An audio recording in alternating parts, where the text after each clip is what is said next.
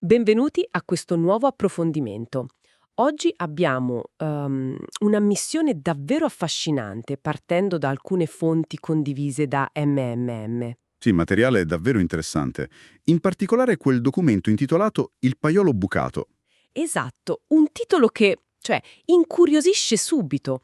La nostra missione di oggi è capire perché a volte i nostri pensieri sembrano così profondamente contraddittori. E per farlo dobbiamo proprio tuffarci nella struttura più profonda della mente, no?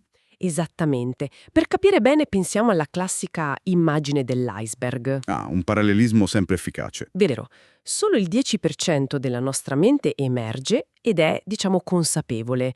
Parlo di pensieri razionali e azioni volontarie. Mentre il gigantesco 90% che sta sotto il livello dell'acqua è completamente inconscio. Istinto, intuizione, emozioni. Tutto quel materiale sommerso, sì. E questo mi fa venire in mente un'analogia.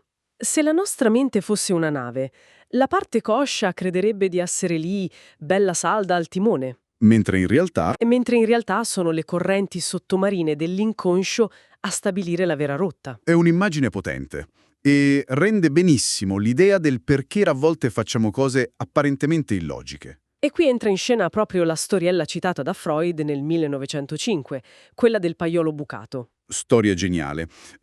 Raccontala tu. Allora, immaginate due vicini di casa, Mario e Nicola. Un giorno Mario va da Nicola e prende in prestito un paiolo. Un banale scambio tra vicini, insomma. Sì, certo. Finito di usarlo, Mario lo restituisce. Solo che il mattino dopo Nicola bussa alla sua porta furibondo. Perché il paiolo gli è stato ridato con un grosso buco sul fondo, diventando del tutto inutilizzabile. Esatto. Ed è qui che la situazione diventa comica. Mario, messo alle strette, per difendersi non dà una sola giustificazione, ne tira fuori tre, tutte in simultanea. Che è la reazione che ha reso immortale questo aneddoto per Freud? Sentite le scuse. La prima, il paiolo era perfettamente intatto quando gliel'ha reso. La seconda, era già bucato quando l'ha preso in prestito. E la terza è decisamente la mia preferita. La terza è, in realtà non ha mai preso in prestito nessun paiolo. Cioè, di fronte a una sequenza del genere, la mente cosciente reputa subito Mario come uno squinternato totale. E beh, le tre scuse si annullano a vicenda. Esattamente.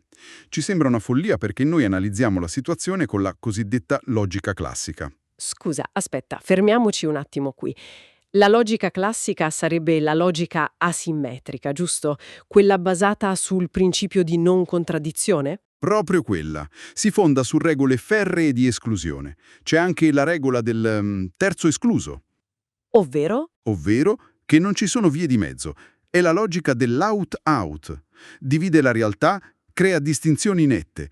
Quindi un paiolo o è rotto o è intero. Non può essere integro e bucato nello stesso momento. Fisicamente e logicamente impossibile. Eppure, per Freud, quelle scuse di Mario non sono affatto folli, no? No, affatto. Anzi, svelano esattamente come funziona quel 90% sommerso della mente. Ah, ecco, dove le regole dell'out-out saltano completamente. Saltano perché lì sotto vige la logica simmetrica.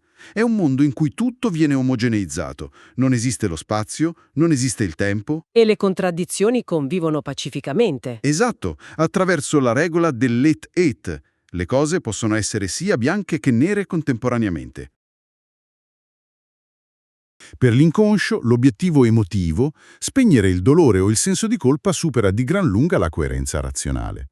Wow! Cioè, per proteggere quell'equilibrio interiore, la mente è disposta a credere a tre realtà opposte tutte insieme? È un meccanismo di difesa efficacissimo.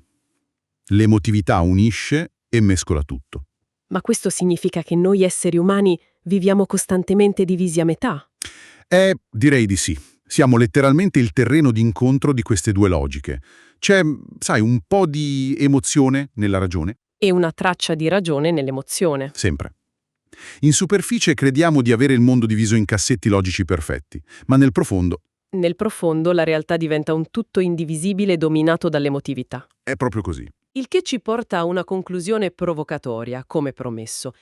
Considerando che ben il 90% del nostro mondo interiore opera in questo modo, attraverso istinti in cui gli opposti convivono senza scontrarsi, La domanda sorge spontanea. Già, quanto è davvero forte la componente conscia, razionale del nostro agire? È un dubbio legittimo. Forse gran parte della nostra vantata razionalità è in fondo solo una brillante illusione, inventata per giustificare desideri che non osiamo ammettere.